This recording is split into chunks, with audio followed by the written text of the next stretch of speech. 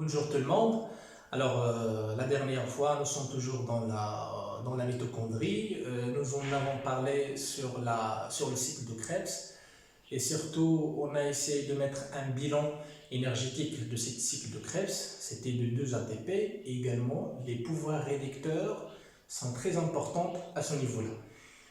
Or, aujourd'hui, on va parler de la chaîne respiratoire, c'est-à-dire on va essayer de voir comment les pouvoirs réducteurs se réoxydent au niveau de la chaîne respiratoire pour pouvoir donner l'ATP.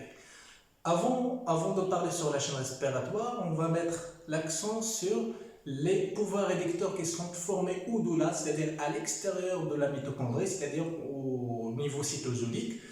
Comment ils peuvent être rentrés à l'intérieur de la mitochondrie. Alors, vous avez ici donc la membrane externe mitochondrienne, qui est très perméable grâce à des porines. Il y a plusieurs porines, c'est-à-dire les pouvoirs réducteurs, ils peuvent rentrer facilement à l'intérieur de l'espace intermitochondrien, mais dès qu'il arrive au niveau de la membrane intermitochondrienne, là, ça commence à devenir beaucoup plus complexe. Membrane interne mitochondrienne qui est imperméable. Donc ici, il va y avoir l'intervention de deux composantes protéiques, 1 et 2. Alors, le NADH2 cytosolique, ou bien le NADH2 cytosolique, va être rentré dans l'espace intermitochondrien. Il se retrouve ici, NADH2.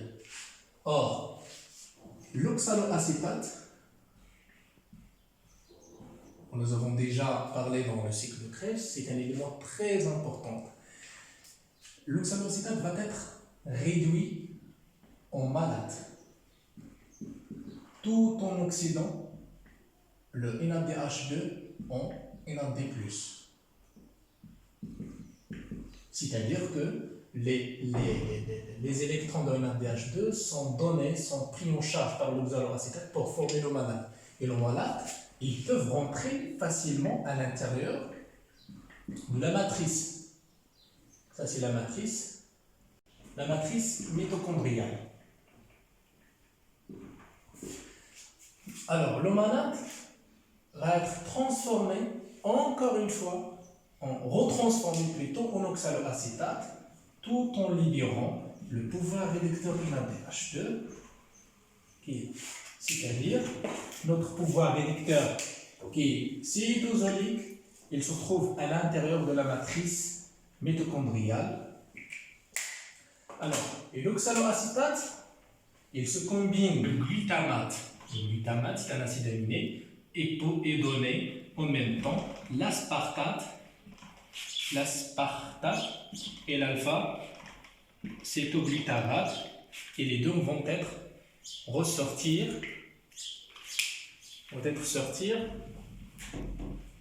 ici c'est l'oxaloacétate, vont sortir vers l'espace aspartate et alpha-cétoglutarate au niveau de l'espace intermitochondrien et qui vont former encore une fois l'oxaloacétate qui va engager dans une nouvelle cycle. Cette cycle ou bien cette navette qui permet de faire rentrer tous les pouvoirs réducteurs cytosoliques à l'intérieur de la mitochondrie, ça s'appelle la navette malate-aspartate. Très intéressant, malate-aspartate. C'est-à-dire au niveau du foie, au niveau du pancréas, etc. Il y a également une navette glycérol-phosphate au niveau du cerveau et au niveau des muscles. La membrane interne mitochondriale, là où il y a les protéines qui sont responsables, qui jouent un rôle primordial dans le déroulement et l'enchaînement de la chaîne respiratoire. Vous avez ici le complexe 1 et puis le complexe 2. Le complexe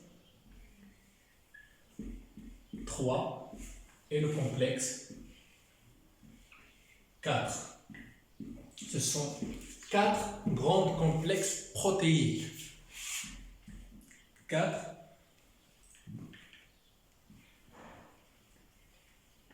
complexes protéiques qui sont volumineux et qui sont surtout immobiles.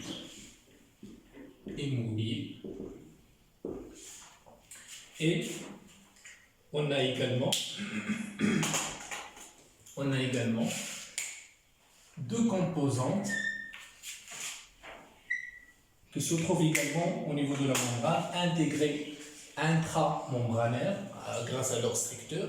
Ce sont l'ubiquinone, c'est un composant, c'est une navette, et le cytochrome C, c'est une navette également. L'ubiquinone et le cytochrome C sont deux composantes qui sont mobiles, et ce sont des navettes, des électrons. Voilà. Alors, on va essayer de schématiser ça sur une forme plus simple, on va essayer de comprendre. Voici ici la chaîne respiratoire, le transfert des électrons qui se fait à l'intérieur de la membrane interne mitochondriale. Ce transfert des électrons qui est assuré par un certain nombre de protéines complexes qui sont là, qui sont immobiles, qui sont fixées, qui sont volumineux, et également grâce à l'intervention également de deux composantes qui sont mobiles. Et permettre de faire oxyder le NADH2, on a un NAD+, et également le FADH2, un FAD+, et également de réduire l'oxygène en molécule d'eau.